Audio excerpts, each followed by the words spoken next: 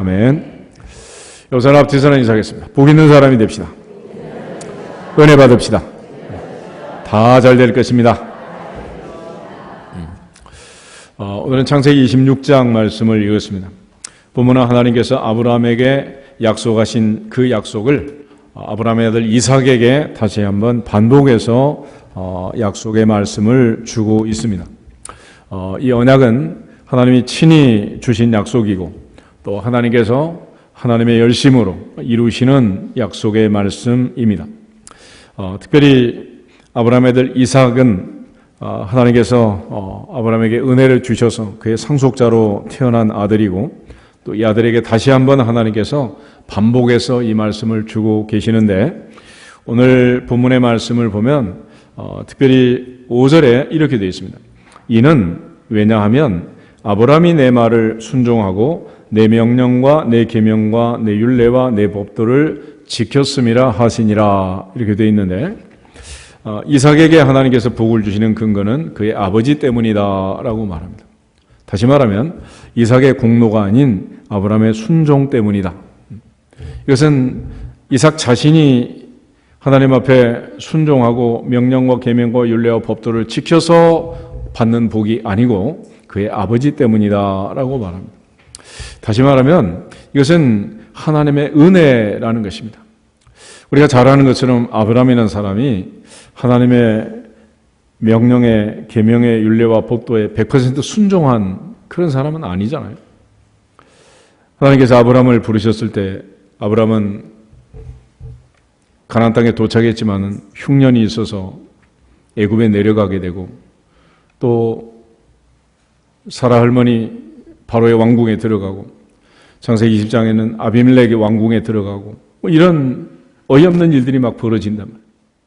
그럼에도 불구하고 하나님께서는 아브라함에게 약속을 하셨고 아브라함은 늘 그의 상속자를 조카 롯이라고 생각했고 또 늙은 종, 충성된 종 엘리에셀이 자기 상속자라고 생각했고 그러다가는 애굽 여종 하갈을 통해서 이스마엘을 출산했고 이스마엘이나 잘 살기를 원했지만 하나님께서는 100살의 아브라함에게 이삭을 주셨고 그 이삭이 너의 씨다라고 말씀하셨고 이삭을 통해서만 내 언약이 이루어질 것을 강조하셨습니다.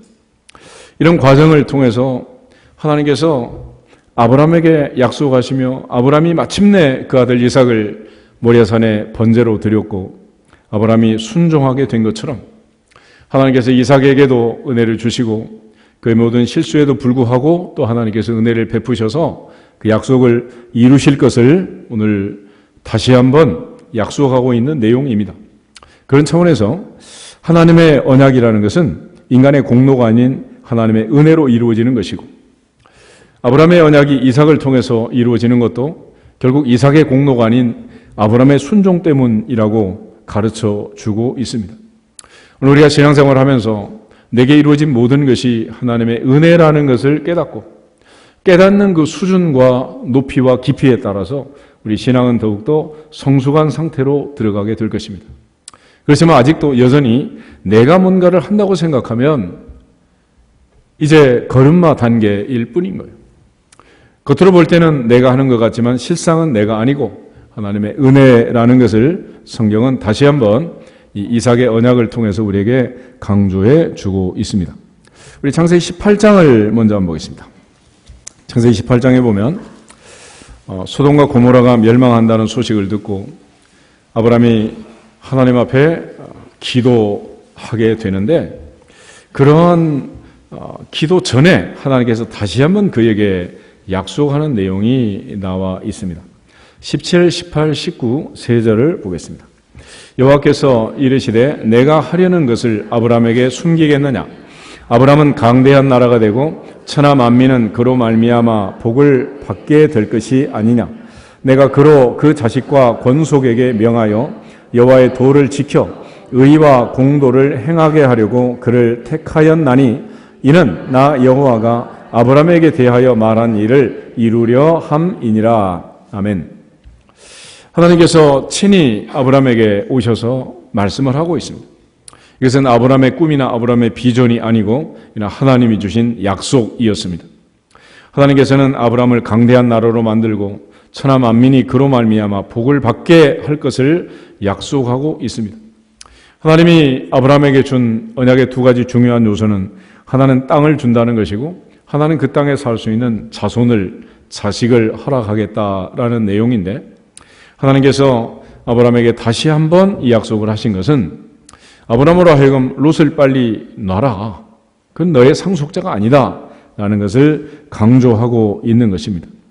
특별히 오늘 26장에 와서 하나님께서 다시 한번 약속하고 강조해 주는 이 내용들은, 아브라함이 이처럼 복을 받게 된 것은 오늘 19절에 보면 이는 나 여호와가 아브라함에게 대하여 한 말을 이루려 함이다. 이 약속은 나 여호와가 이루는 거지 아브라함이 이루는 게 아니라는 것입니다. 또 내가 그로 그 자식과 건속에게 명하여 여호와의 도를 지켜 의와 공도를 행하게 하려고 그를 택하였다. 아브라함이 행하는 것이 아니고 하나님께서 행하게 하신다. 그 일을 위하여 택했다라고 강조를 합니다. 결과적으로 우리가 어떤 일을 한다는 것은 내가 하는 것이 아니고 하나님께서 하게 하실 때 가능한 일이 될 것입니다. 사라 할머니 고백했던 것처럼 여호와께서 나로 웃게 하시니 모든 사람이 나와 함께 웃으리로다. 눈에 보이는 것은 모든 사람이 웃는 잔치 자리이지만은 그 전 단계가 하나님이 웃게 하셨다, 하게 하셨다라는 것을 구절절히 성경은 가르쳐 주고 있습니다. 사도 바울은 이러한 모든 것을 깨닫고 나서 고백을 합니다. 고린도 전서 15장을 한번 찾아보겠습니다. 8절, 9절, 10절. 고린도 전서 15장 8절, 9절, 10절. 세 절을 같이 보겠습니다. 맨 나중에 만삭되지 못하여 난 자 같은 내게도 보이셨느니라. 나는 사도 중에 가장 작은 자라. 나는 하나님의 교회를 박해하였으므로 사도라 칭함받기를 감당하지 못할 자니라. 그러나 내가 나 된 것은 하나님의 은혜로 된 것이니 내게 주신 그의 은혜가 헛되지 아니하여 내가 모든 사도보다 더 많이 수고하였으나 내가 한 것이 아니요 오직 나와 함께 하신 하나님의 은혜로다. 오직 나와 함께 하신 하나님의 은혜로다. 바울은 하나님의 보좌 앞에서 내가 나 된 것은 하나님의 은혜라는 것을 다시 한번 강조를 하고 있습니다. 우리가 하는 모든 것들은 하나님이 하게 하심으로 할 수 있는 것이고, 그러므로 우리가 하는 모든 일은 하나님의 은혜라는 것입니다. 여러분 지금 눈을 열어서 눈에 보이는 것이 있다면 여러분이 보는 게 아니고 하나님이 보게 하셔서 보는 거예요. 못 보게 하시면 어느 순간에 시력은 사라지게 돼 있습니다. 내 귀에 들린다는 것도 하나님이 귀를 열어 듣게 하시니 듣는 거지, 하나님이 못 듣게 하시면 청력은 점점 약해지고 나중에는 보청기를 끼워도 안 들리고 사라지게 돼 있습니다. 이 시간 우리가 하나님 앞에 나와서 내 발로 걸어서 예배를 드리는 것 같지만 그것도 역시 하나님이 걷게 하심으로 걷는 것이고, 오게 하심으로 오는 것이고, 앉게 하심으로 앉는 것이고, 예배를 드리게 하심으로 드리는 거지, 하나님이 은혜를 안 주시면 너무 건강한 사람은 교회로 가서 놀고 있고 너무 병약한 사람은 병원에 누워 있는 거예요. 하나님께서 하게 하셔야 하는 거지 못하게 하시면 못하는 거예요. 결과적으로 바울은 그 사실을 깨닫고 내가 나 된 것은 하나님의 은혜였다. 내가 모든 사도보다 더 많이 수고하였으나 그것도 내가 한 것이 아니고 오직 나와 함께 하신 하나님의 은혜니라. 하나님의 은혜니라. 우리가 하나님의 은혜로만 모든 일을 할 수 있다는, 내가 다른 사람보다 더 많이 수고하고 더 많이 애를 쓰고 그렇게 살림살이를 하고 사업을 하고 경영을 하고 회사를 다니고 다 하나님의 은혜라는 거예요. 왜 나만 설거지 시키냐, 내가 거지냐 그러지 말고 설거지를 많이 하는 것도 하나님의 은혜다. 아무나 그런 은혜를 주신 게 아니에요. 못하게 하시면 한순간에 못하는 거예요. 어느 순간에. 오늘 이삭의 언약은 바로 그 사실을 깨닫게 합니다. 이삭이라는 아이는 자기가 태어났습니까? 하나님이 태어나게 하셨습니까? 아브라함의 아들 이삭, 100살에 낳은 그 아들 일은 자기가 태어난 것도 아니고 아버지가 능력이 있어서 태어난 것도 아니고 하나님께서 약속하셨고 하나님께서 태어나게 하신 것입니다. 창세기 17장 보겠습니다. 창세기 17장 99세의 아브라함을 하나님이 찾아오셨고 아브라함은 하나님의 말씀을 약속을 들었지만은 너털 웃음을 웃으면서 이스마엘이나 잘 살기를 원했지만 하나님이 친히 약속을 주셨어요. 17절부터 21절을 보겠습니다. 아브라함이 엎드려 웃으며 마음속으로 이르되 100세 된 사람이 어찌 자식을 낳을까? 사라는 90세니 어찌 출산하리요 하고 아브라함이 이에 하나님께 아뢰되 이스마엘이나 하나님 앞에 살기를 원하나이다. 하나님이 이르시되 아니라 내 아내 사라가 내게 아들을 낳으리니 너는 그 이름을 이삭이라 하라. 내가 그와 내 언약을 세우리니 그의 후손에게 영원한 언약이 되리라. 이스마엘에 대하여는 내가 내 말을 들었나니 내가 그에게 복을 주어 그를 매우 크게 생육하고 번성하게 할지라. 그가 12두령을 낳으리니 내가 그를 큰 나라가 되게 하려니와 내 언약은 내가 내년 이 시기에 사라가 내게 낳을 이삭과 세우리라. 이삭과 세우리라. 누가 그렇게 말씀하셨어요? 하나님이. 그래서 하나님은 내 언약, my covenant, 나의 언약이라고 말했고 내 언약은 내가 세울 것이고 사라가 내게 낳아줄 이삭과 세울 것이다 라고 말씀을 하고 있습니다. 아브라함은 그가 생각했던 상속자들이 많았지만 하나님께서는 오직 이삭만 유일한 상속자라고 말씀했고 이삭을 통해서만 그 언약이 이루어질 것을 약속했습니다. 하나님께서 이 이삭이 태어난 후에 잔치를 하는데 이스마엘이 이삭을 놀리게 됩니다. 그래서 사라 할머니 화가 나가지고 내쫓아라. 여종도 내쫓고 야이도 내쫓고 내쫓으라 그랬어요.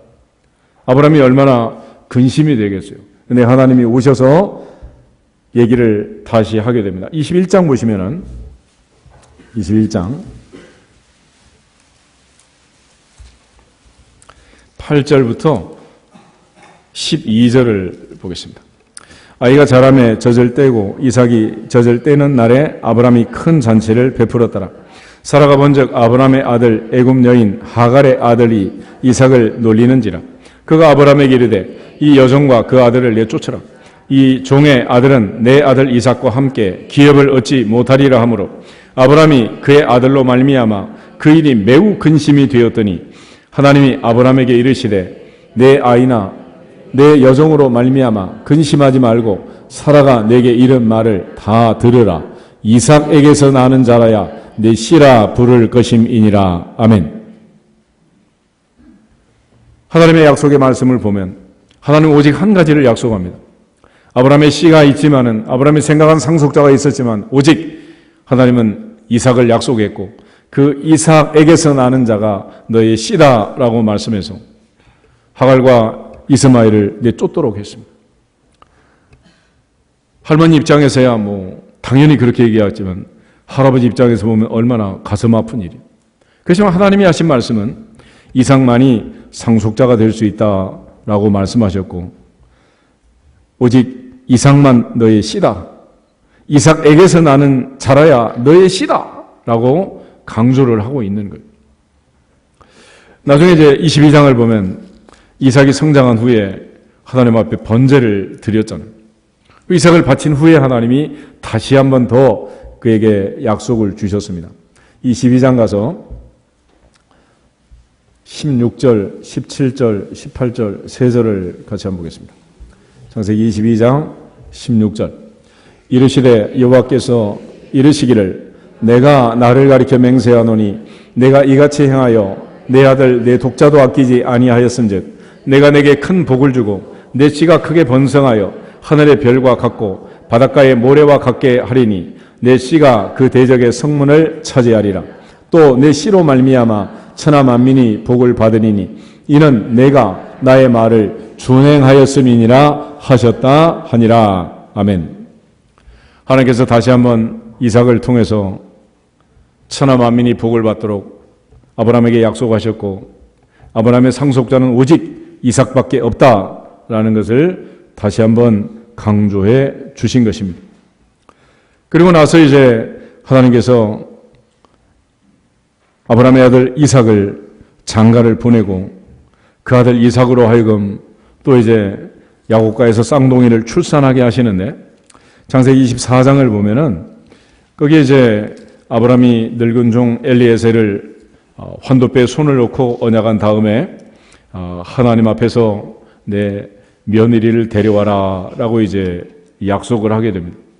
24장 이야기가 아주 길게 진술이 되어 있는데 마지막에 이제 이 리브가를 데리고 와서 이삭이 장가 들고 이제 결혼하는 그 이야기가 후반에 이제 기록이 되어 있는데 61절부터 67절을 같이 한번 보겠습니다. 창세기 24장 61절부터 67절. 리브가가 일어나 여자 종들과 함께 낙타를 타고 그 사람을 따라가니 그 종이 리브가를 데리고 가니라. 그때 이삭이 브엘라헤로이에서 왔으니 그가 네게부 지역에 거주하였습니다. 이삭이 저물 때에 들에 나가 묵상하다가 눈을 들어 보매 낙타들이 오는지라. 리브가가 눈을 들어 이삭을 바라보고 낙타에서 내려 종에게 말하되 들에서 배회하다가 우리에게로 마주오는 자가 누구냐? 종이 이르되 이는 내 주인이니이다. 리브가가 너울을 가지고 자기의 얼굴을 가리더라. 종이 그 행한 일을 다 이삭에게 아뢰매 이삭이 리브가를 인도하여 그의 어머니 사라의 장막으로 드리고 그를 맞이하여 아내로 삼고 사랑하였으니 이삭이 그의 어머니를 장례한 후에 위로를 얻었더라. 아멘. 사라 할머니는 127세에 세상을 떠났습니다. 이삭이 37살 되었을 때 세상을 떠났어요. 그런데 그 후에 이제 이삭이 리브가를 맞이하여 장가를 들었는데 장가 들 때가 언제였느냐? 그러면 25장 19절 20절을 보면 아브라함의 아들 이삭의 조건이 이러하니라. 아브라함이 이삭을 낳고 이삭은 몇 살에 리브가를 맞이했다? 40 그랬습니다. 40. 그러니까 3년 동안 슬픔 속에 있다가 이제 리브가와 만나서 결혼을 하고 이제 위로를 받게 된 것입니다. 그런데 이렇게 이제 리브가와 더불어 가정을 이루었는데 문제는 아이가 없는 거예요. 25장 21절을 한번 보겠습니다. 이삭이 그의 아내가 임신하지 못함으로 그를 위하여 여호와께 간구하매 여호와께서 그의 간구를 들으셨으므로 그 아내 리브가가 임신하였다. 이 한 절만 보면 이삭이 아주 기도발이 센 것 같죠? 그지? 아내가 임신 못하니까 배에다 손을 얹고 안수기도를 세게 하니까 막 애가 생긴 것처럼. 문제는 26절 끝에 가면 리브가가 그들을 낳을 때 이삭이 몇 살? 60세라는 60세. 자와 같이 이삭은 20년 동안 하나님께 기도를 한 거예요. 이삭이 그의 아내가 임신하지 못함으로 라고 되어 있는데 이 말은 그의 아내는 불임녀였다. 영어로는 she was barren, 불모지 같은 여자. 불임녀였다. 불임. 이게 참 놀라운 일이잖아요. 아내는 불임녀였고 이삭은 20년 동안 기도했고 20년 후에 쌍둥이가 들어섰다. 지금 이런 얘기인데 하나님께서 약속하신 약속은 하늘의 별처럼 바닷가에 모래처럼 많은 자손을 주겠다. 그렇게 약속해 놓고 아니 어떻게 며느리를 줄 때는 또 애도 낳지 못하는 애를 보내가지고 그렇게 또 결혼을 시키냐고. 이삭은 또 그런 아내를 맞이했지만 또 20년 동안이나 하나님께 기도를 하고 있는 거예요. 이 배후에 가장 중요하게 작용하는 것은 하나님의 약속입니다. 하나님의 약속이다. 그러니까 하나님의 약속하셨기 때문에 그 약속을 믿고 이삭은 100살의 아브라함에게 태어난 아들이었습니다. 하나님께서는 이삭으로 말미암아 아브라함의 씨가 전파될 것을 말씀하셨고 그 씨를 또 하나님께서 주셔야 되는데 이번에는 완전히 아이를 낳지 못하는 리브가가 들어왔다. 1년도 아니고 2년도 아니고 10년도 아니고 20년도 아니고 하나님께 계속 이삭이 기도했던 것은 오직 하나 약속을 믿고 약속을 붙들고 기도한 줄로 믿습니다. 그래서 우리가 오늘 기도할 때도 너희가 내 안에 거하고 내 말이 너희 안에 거하면 무엇이든지 원하는 대로 구하라 그리하면 이루리라. 예수님 말씀처럼 약속의 말씀을 붙들고 기도할 때 반드시 이루어지게 될 줄로 믿습니다. 현실이 아니라 말씀을 붙들고 기도하는 거예요. 아내는 아이를 낳을 수 없는 여자이지만은 이삭은 약속의 말씀을 붙들고 하나님께 기도했고 그 말씀을 믿었기 때문에 드디어 마침내 20년 후에 리브가의 태가 열리고 쌍둥이가 태어나게 된 거예요. 하나님의 보좌 앞에서 다시 한번 하나님이 강조하시는 것은 아브라함이 100살에 이삭을 낳은 것처럼 이삭이 40세 장가들어 20년 후에 쌍둥이가 태어난 것처럼 이 두 상황을 놓고 보면 난이도가 다 똑같은 거예요. 난이도. 100살의 아브라함이 90살의 사라 할머니가 어떻게 애를 낳겠냐 말이에요. 불임의 여자가 시집 와서 남편의 나이가 40에서 환갑이 됐는데 애가 태어날 확률이 많아집니까 이게? 불가능한 일 아니겠어요? 그래서 언약이라는 것은 하나님의 언약이라고 말하고 그 언약을 주신 분도 언약을 성취하신 분도 오직 하나님뿐이시고 언약이 이루어지는 것은 사람의 공로가 아니라 하나님의 은혜니라. 하나님의 은혜니라. 하나님의 은혜니라. 그 은혜로만 언약이 이루어져 간다는 것을 하나님께서 다시 한번 강조를 해 주는 거예요. 그리고 그게 진짜로 하나님의 은혜라는 것을 이삭의 출생 과정 또 야곱의 출생 과정을 통해서 다시 한번 설명을 하는데 리브가가 이제 임신했는데 아이의 뱃속에 리브가의 뱃속에 쌍둥이가 들어온 거예요. 애들이 막 싸운단 말이에요. 그때 또 하나님이 놀라운 얘기를 하세요. 22절, 23절 한번 보겠습니다. 25장 22절, 23절. 그 아이들이 그의 태 속에서 서로 싸우는지라. 그가 이르되 이럴 경우에는 내가 어찌할꼬 하고 가서 여호와께 묻자온대. 여호와께서 그에게 이르시되 두 국민이 내 태중에 있구나. 두 민족이 내 복중에서부터 나누이리라. 이 족속이 저 족속보다 강했고 큰 자가 어린 자를 섬기리라 하셨더라. 아멘. 사도 바울은 로마서에서 이 상황을 설명하면서 이건 하나님의 주권적 선택이었다라고 말합니다. 어떻게 애들이 태어나지도 않았는데 애들이 기어다니면서 뭐 나쁜 짓을 하거나 무슨 유치원에 다니면서 뭐 떡잎부터 알아본다든지 뭐 이런 것도 아니고 엄마 뱃속에서 지금 들어있는 그 상태에서 하나님께서 큰 자가 어린 자를 섬기리라. 상속자를 아브라함의 후사를 이삭의 후사를 누가 결정했습니까? 하나님이 하신 거예요. 하나님. 로마서 9장 한번 찾아보겠습니다. 로마서 9장.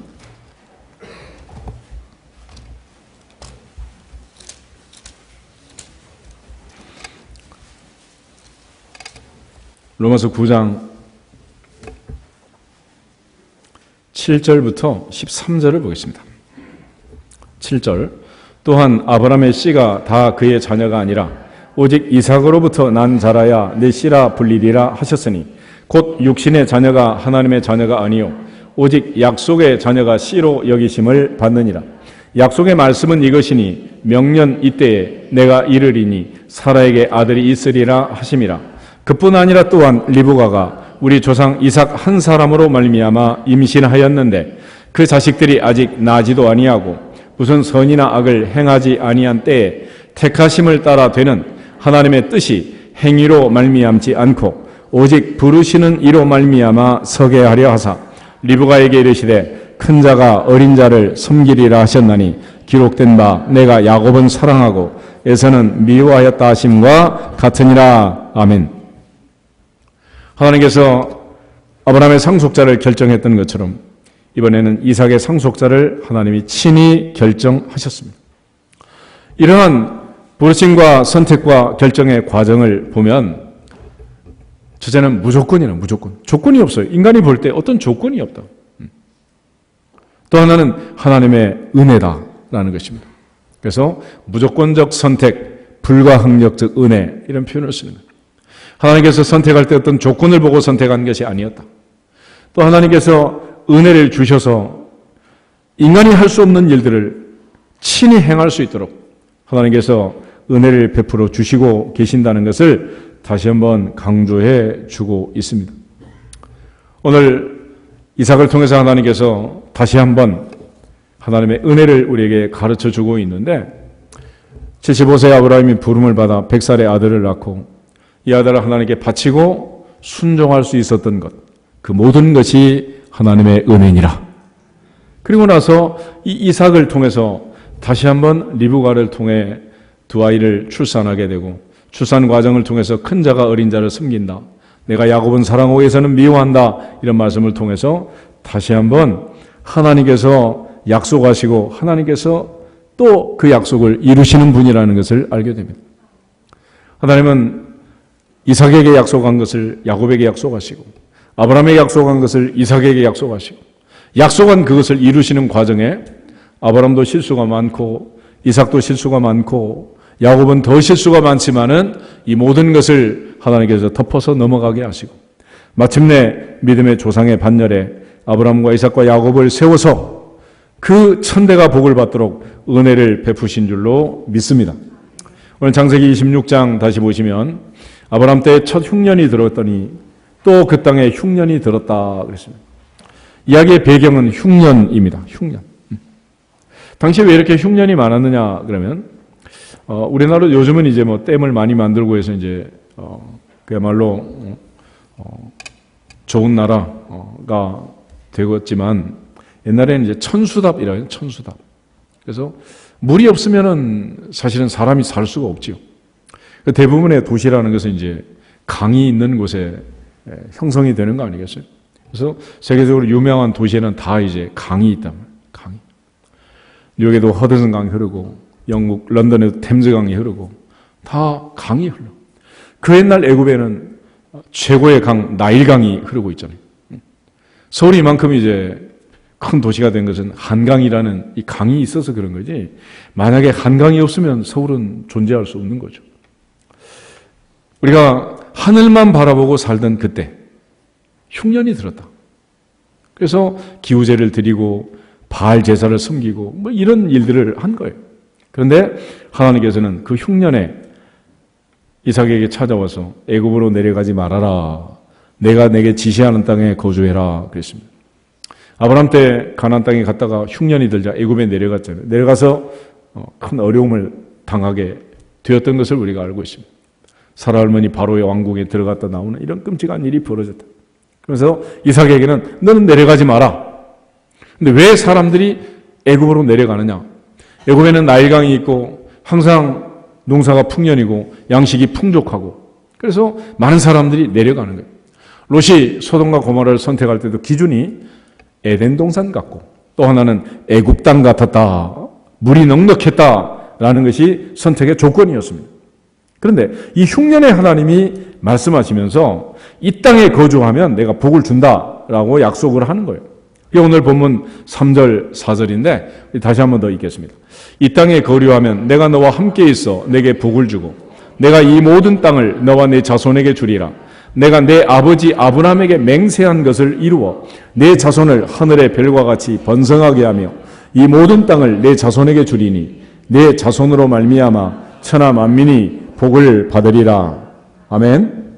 그런데 이렇게 언약을 성취하는 근거가 이삭의 공로도 아니고 이삭의 순종도 아니고 5절을 보면 아브라함의 순종이다라고 말을 하는 거예요. 5절 왜냐하면 아브라함이 내 말을 순종하고 내 명령과 내 계명과 내 율례와 내 법도를 지켰음이라 그랬습니다. 그러나 우리가 아는 것처럼 아브라함은 실수투성이고 그는 늘 하나님의 말씀과 역행되는 상속자를 생각했고 하나님께서 마침내 100살의 아들을 줄 때까지 그런 이스마엘을 낳고 13년 동안 하나님과 절교하는 이런 일들도 있었잖아요. 그런데 하나님께서 이삭에게 이 복을 주시는 이유를 아브라함이 내 말을 순종하고 내 계명과 내 율례와 내 법도를 지켰기 때문이다라고 말씀을 하세요. 이것은 아브라함이 지키고 아브라함이 순종했다기보다는 하나님이 은혜를 주셔서 마침내 은혜를 주셔서 아브라함은 마침내 아들을 낳고 마침내 아들을 하나님께서 명하신 대로 모리아산에 번제로 드릴 수 있었던 것이라. 이와 같이 하나님께서 이삭이 실수하더라도 하나님께서 다시 그에게 은혜를 주셔서 아브라함에게 은혜를 주신 것처럼 그에게 은혜를 주겠다라고 약속하는 것과 마찬가지입니다. 이 사실을 우리가 그 다음을 보면 금방 알 수 있는데 6절부터 11절을 읽어보겠습니다. 이삭이 그랄에 거주하였더니 그곳 사람들이 그의 아내에 대하여 물으매 그가 말하기를 그는 내 누이라 하였으니 리브가는 보기에 아리따움으로 그곳 백성이 리브가로 말미암아 자기를 죽일까 하여 그는 내 아내라 하기를 두려워함이었더라. 이삭이 거기 오래 거주하였더니 이삭이 그 안에 리브가를 끼어하는 것을 블레셋 왕 아비멜렉이 창으로 내다본지라. 이에 아비멜렉이 이삭을 불러 이르되 그가 분명히 내 아내거늘 어찌 내 누이라 하였느냐. 이삭이 그에게 대답하되 내 생각에 그로 말미암아 내가 죽게 될까 두려워하였음이로다. 아비멜렉이 이르되 내가 어찌 우리에게 이렇게 행하였느냐. 백성 중 하나가 내 아내와 동침할 뻔하였도다. 내가 내 죄를 우리에게 입혔으리라. 아비멜렉이 이에 모든 백성에게 명하여 이르되 이 사람이나 그의 아내를 범하는 자는 죽이리라 하였더라. 아멘. 본문 내용을 잘 보면 이삭이 정직합니까? 아비멜렉이 정직합니까? 이삭이 착해요? 아비멜렉이 착해요? 그런데 복은 누가 받아요? 이삭이 받아요. 왜 그래요? 그걸 은혜라고 하는 거예요. 은혜. 우리 한번 인사하겠습니다. 하나님의 은혜입니다. 그 은혜가 어떻게 나타났느냐? 12절에서 15절을 보겠습니다. 이삭이 그 땅에서 농사하여 그의 100배나 얻었고 여호와께서 복을 주심으로 그 사람이 창대하고 왕성하여 마침내 거부가 되어 양과 소가 떼를 이루고 종이 심이 많으므로 블레셋 사람이 그를 시기하여 그 아버지 아브람 때에 그 아버지의 종들이 판 모든 우물을 막고 흙으로 메웠더라. 아멘. 농사를 지어서 100배의 수확을 얻었다라고 말합니다. 농사라는 것은 물이 있어야 되잖아요. 물. 목축을 하는 사람들은 늘 이동을 합니다. 야곱은 목축을 주로 했습니다. 이동을 했죠. 풀을 찾아서 이동을 했어요. 그런데 지금 이삭은 농사를 지었습니다. 농사라는 것은 이동하면서 하는 게 아니라 정착해서 하는 일입니다. 그리고 또 이 농사에는 물이 필수였습니다. 어떻게 농사를 해서 100배로 수확을 얻었느냐?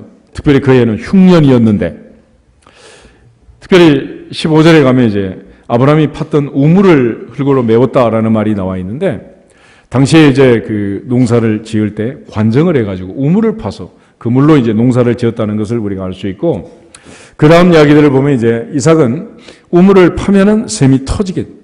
그런데 이 아비멜렉, 블레셋 사람들은 아무리 우물을 파도 샘이 안 터지는 거예요.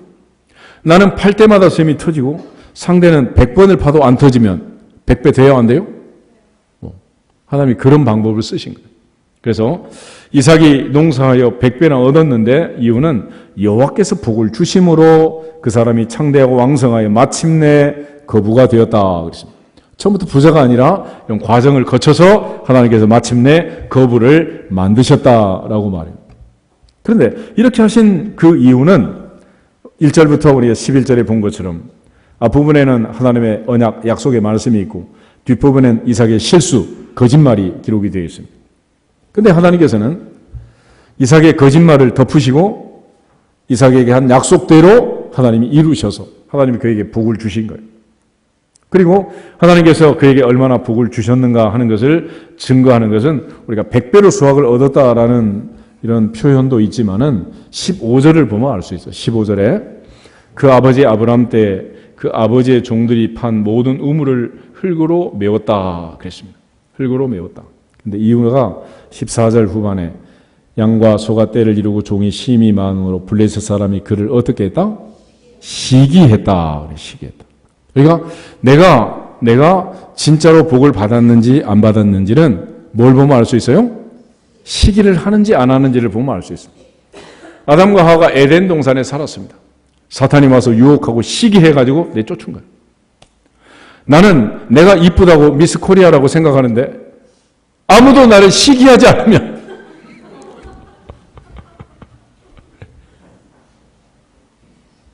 가짜지 뭐. 나는 부자라고 생각하는데 아무도 시기하지 않으면 의미가 없는 거지 뭐. 그치? 그래서 하나님이 주시는 복을 받을 때는 두 가지 준비를 하는 거예요. 하나는 복 받을 준비를 하고 하나는 시기 받을 준비를 하는 거예요. 하나님께서 우리에게 복을 주실 때는 사탄은 우리 시기하고 시험하고 넘어지게 한단 말이에요.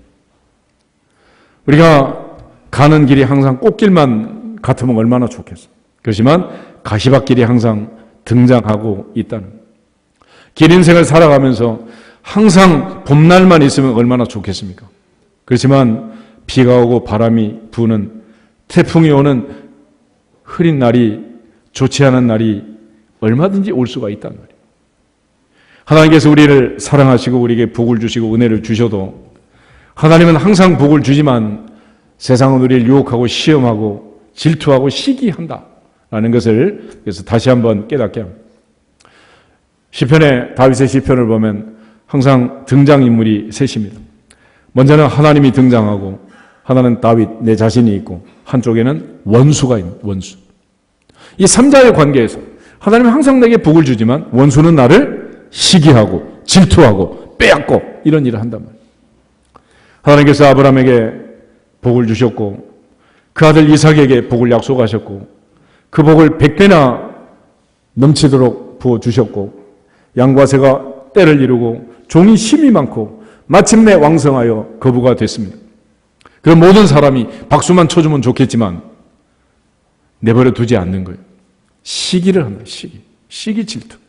그래서 우리 항상 하나님 앞에 기도하면서 하나님 앞에 충성하면서 하나님께서 주신 이 약속의 말씀들을 내게 주실 것을 믿고 아브라함과 함께 복을 받을 것을 믿고 하나님께 충성하되 동시에 항상 시기 받을 준비도 해야 되는 거예요. 우리 한번 인사하겠습니다. 먼저 복 받을 준비를 합시다. 다시 한번 시기 받을 준비도 합시다. 내가 하나님께 복을 받아서 충성하고 봉사하고 직분받아 일하는데 아무도 나를 시기하지 않으면 그게 무슨 복이 되겠어? 자기 혼자 복이지 뭐. 그래서 우리가 하나님 나라 일을 할 때도 누군가 나를 힘들게 하고 괴롭히고 해코지하고 시기 질투로 이거는 하나님이 주시는 복이 별로 없으면 그런 일이 일어나지가 않아요. 그러나 우리가 하나님께 받은 복이 크면은 사탄은 가만두지 않고 우리 계속해서 흔들어대는 거예요. 흔들어대. 이스라엘이 나라를 세운 그 가나안 땅 지금도 전쟁이 그치지 않고 언제 전쟁이 터질지 모르는 그런 땅이라고. 마찬가지로 우리가 살고 있는 이 한반도 계속해서 언제 어느 때 무슨 일이 날지 모르는 아직도 전쟁이 끝나지 않는 나라 이게 한반도 아니겠어요? 왜 이런 일이 벌어지겠습니까? 그는 하나님께서 우리에게 주신 복이 너무 커서 그런 거예요. 복이 너무 커서. 아프리카에 가면 잠비아라는 나라가 있죠. 잠비아 말고 감비아라는 감비아. 이 나라는 한 번도 전쟁이 없대. 한 번도. 그래서 그 감비아에서 이제 사회가 온 선교사님이 내가 선풍기 한 대만 있었으면 살기 좀 쉬웠을 거라고. 그러니까 철없는 권사님이 내가 선풍기 10대 사주겠다. 10대.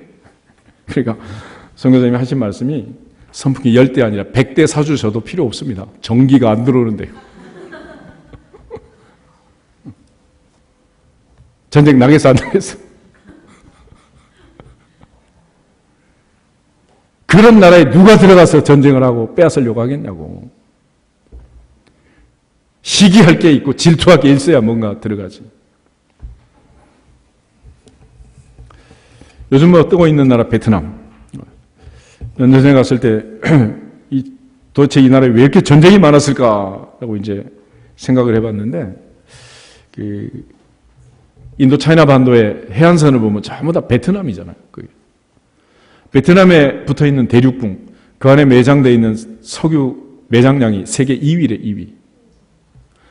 산모작을 하잖아. 산모작 너무 많이 해가지고 쌀이 너무 많으니까 이모작하고.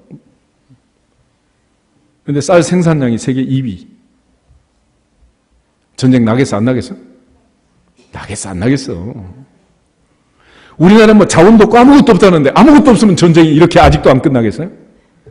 우리가 모르는 뭔가가 있어요, 없어요? 우리만 몰라, 우리만.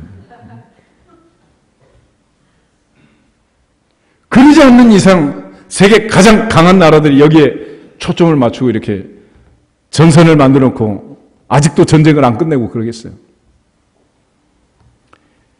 우리가 하나님이 주시는 복을 적당히 받아야지 너무 받게 되면 시기를 받는 거예요, 시기를. 그래서 복을 받을 때 항상 시기 받을 준비를 해야 돼요. 다시 한번 옆 사람하고 다짐하면서 인사하시죠. 시기받을 준비도 합시다. 아멘. 이게 하나님이 이삭에게 준 복이야. 그러나서 하나님께서 다시 또 말씀을 하세요. 23절에서 25절 보겠습니다. 이삭이 거기서부터 부엘세바로 올라갔더니 26장 24절 그 밤에 여호와께서 그에게 나타나 이르시되 나는 내 아버지 아브라함의 하나님이니 두려워하지 말라. 내가 내 종 아브라함을 위하여 내가 너와 함께 있어 내게 복을 주어 내 자손이 번성하게 하리라 하신지라. 이삭이 그곳에 제단을 쌓고 여호와의 이름을 부르며 거기 장막을 쳤더니 이삭의 종들이 거기서도 우물을 팠더라. 아멘. 하나님께서 이삭에게만 계속 약속을 하는 거예요. 나는 너의 아버지 아브라함의 하나님이니 두려워하지 말라. 내 종 아브라함을 위하여 내가 너와 함께 있고 내 종 아브라함을 위하여 내게 복을 주고 내 종 아브라함을 위하여 내 자손이 번성하게 하리라. 번성하게 하리라. 하나님이 계속해서 이삭에게 약속을 하십니다. 이삭은 실수밖에 한 게 없는데 하나님께서는 언약을 주시고 약속을 하시고 그래서 이 언약의 성취는 모두가 다 하나님의 은혜니라. 하나님의 은혜니라. 하나님의 은혜로 언약이 이루어지는 거지 우리의 공로나 선행으로 되는 게 아니에요. 근데 인간은 늘 잘 되면 내 탓이고 못 되면 조상 탓 그런 얘기를 하죠. 그래서 하나님께서 에스겔 18장에 가면 아비가 신 포도를 먹었으므로 아들에게가 시다. 이런 속담은 다시는 쓰지 말라 그래요. 반대로 얘기를 해요. 잘못되는 것은 다 내 죄 때문이고 잘 되는 것은 조상의 은혜다. 하나님의 은혜다. 모두 다 은혜니라. 아멘. 그걸 이삭의 언약을 통해서 다시 한번 깨닫게 하는 겁니다. 그럼 하나님께서 이러한 이삭을 통해서 상속자를 주시는 이 과정을 통해서 두 가지 중요한 일을 하시는데 하나는 가지치기를 하시고 하나는 접붙이기를 하세요. 하나님께서 아브라함의 두 아들 이스마엘과 이삭 중에 이스마엘은 가지를 잘라내시고 이삭을 남겼습니다. 이삭의 두 아들 야곱과 에서 중에 에서라는 가지를 자르고 야곱을 남기셨어요. 이런 과정을 통해서 하나님께서 다윗을 남기시고 아브라함과 다윗의 자손으로 누가 오시는 거예요? 예수님이 오시는 거예요. 아브라함이 이삭을 낳고 이삭은 야곱을 낳고 야곱은 유다와 그의 형제들을 낳고 유다는 다말에게서 베레스와 세라를 낳고 베레스는 헤스론을 낳고 헤스론은 람을 낳고 람은 암미나답을 낳고 암미나답은 나손을 낳고 나손은 살몬을 낳고 살몬은 라합에게서 보아스를 낳고 보아스는 룻에게서 오벳을 낳고 오벳은 이세를 낳고 이세는 다윗을 낳았다. 한 명만 낳냔 말이야. 얼마나 많이 낳았어. 얼마나. 다 잘라내고 아브라함의 자손 다윗이 남았습니다. 그 다윗의 자손 예수님이 남는 거예요. 그런데 놀라운 것은 구약에서 그 많은 가지치기라고 잘라냈는데 왜 잘라냈냐는 마지막 남은 예수님께 접붙이기를 해가지고 오늘 우리 모두를 하나님의 자녀로 삼으시고 하나님의 백성 삼으시고 나를 너를 우리를 위해서 그 많은 가지를 잘라내시고 우리를 접붙여 하나님의 자녀를 삼으신 그 은혜를 깨닫게 하시려고 이런 은혜를 하나님께서 우리에게 주시려고 이 언약의 과정을 성취 과정을 구구절절히 기록하고 계시는 거예요. 하나님께서 잘라낸 가지들 보면 얼마나 억울하겠어요. 그런데 하나님께서는 그 자리에 우리를 접붙여가지고 우리를 살려주신 거예요. 하나님은 야곱을 사랑하고 에서는 미워했다. 예전에 개척가 나와서 얼마 안 됐는데 똑똑한 여대생 하나가 예배 끝나고 질문을 하더라고. 목사님, 아무리 성경이지만 성경에다 이렇게 써놓으면 되겠냐는 거야. 야곱은 사랑하고 에서는 미워했다 그러면 에서가 상처를 받지 않겠냐? 다음 주부터 교회 나오겠냐고. 어떨 것 같아요? 여러분 같으면 교회 나오겠어요? 그런데 아모스를 보면 이 에서의 자손에도 에돔에도 남은 자가 있을 것이다 라고 말씀하시는 부분이 있고 또 이러한 과정을 통해서 하나님께서 이 말씀을 주신 것은 말씀을 읽는 모든 자들이 에서가 아니라 야곱이라는 것을 가르쳐 주는 거예요. 야곱. 그러니까 에서는 그 글을 읽고 상처를 받을 일이 없어요. 그 글을 읽는 사람은 전부 야곱이야. 야곱. 로마서 9장을 한번 찾아보겠습니다. 로마서 9장.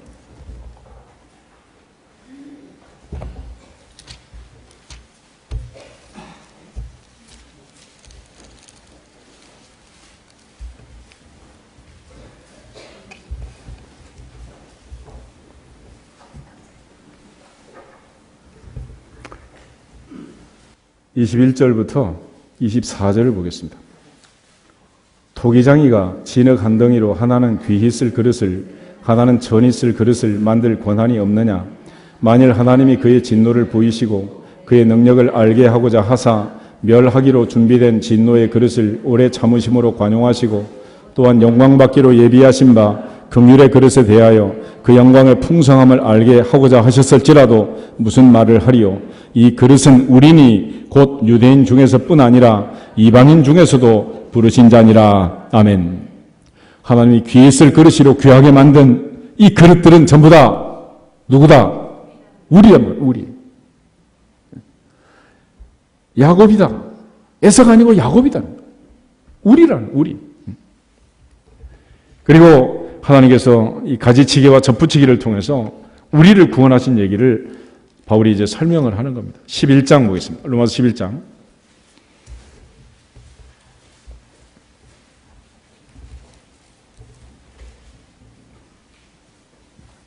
19절부터 24절을 먼저 보겠습니다.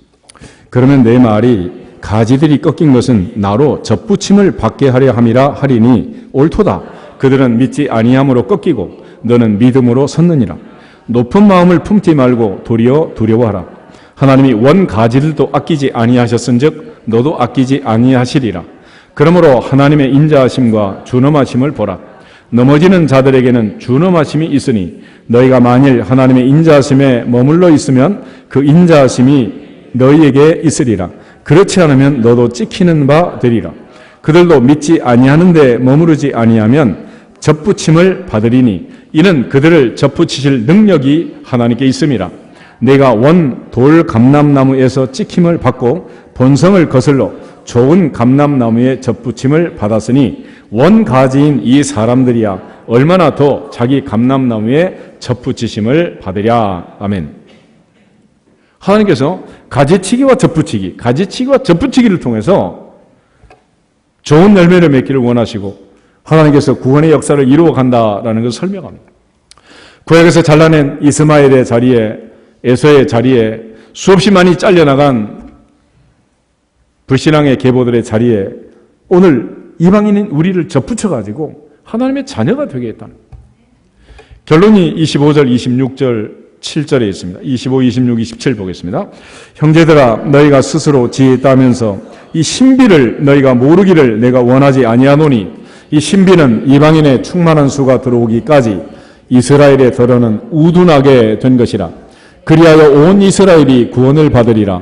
기록된 바 구원자가 시온에서 오사 야곱에게서 경건하지 아닌 것들을 돌이키시겠고 내가 그들의 죄를 없이 할 때에 그들에게 이루어질 내 언약이 이것이라 함과 같으니라. 아멘.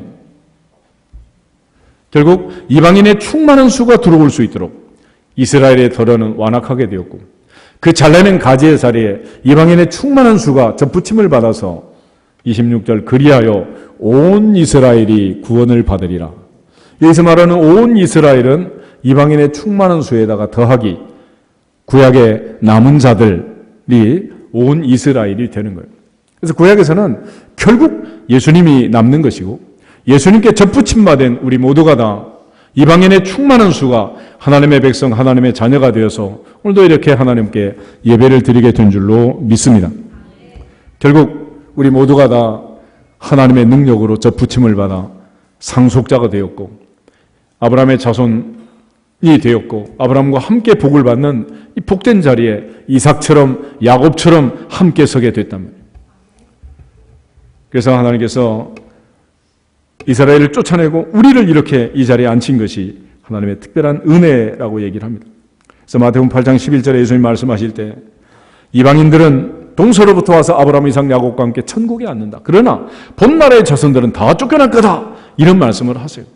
그래서 우리가 하나님의 상속자, 이 놀라운 권세를 갖게 됐는데, 그럼 우리에게 주어진 마지막 복이 뭐냐? 8장 17절 보고 기도하겠습니다. 로마서 8장 17절.